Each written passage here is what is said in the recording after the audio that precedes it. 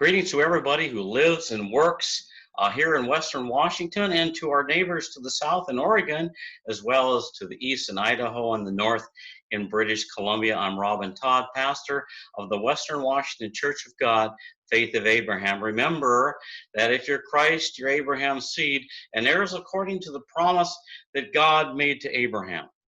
Now, the Western Washington Church of God is a congregation of the Church of God General Conference located or headquartered out of McDonough, Georgia. We are filled with people who have spent their lives examining the Bible and have found most of what is represented and taught in Christendom today is at odds with what's in that book. We have learned straight from the Bible things that we never heard and should have heard in the churches that we perhaps grew up in and attended. We now spend time talking about those things and growing in our understanding of those things every time we meet. For example, we have found out that God is only one person. God is a singular being. He's the Father. He's the Lord God Almighty. And he has a son who's the Lord Messiah, Jesus. And that Jesus is the Son of God, not God the Son. There is no such thing as a trinity of God, persons in one essence. God is a person that we can relate to, and Jesus is his human son, now glorified, sitting at the right hand of God. He was miraculously begotten, yes, in the womb of a human woman, yes.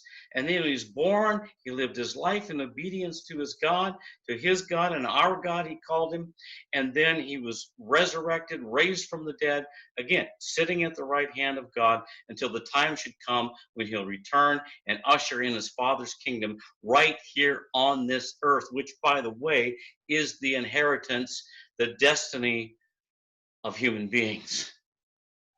I invite you to take a look at our beliefs on our website at www.westernwachurchofgod.org and examine the scriptures that we present there. We don't have a lot of them, but we have a few, enough to wet your whistle. Examine those scriptures like the Bereans did in the Apostles Paul day to see if the things that he taught were actually so. And I think you'll find that they are.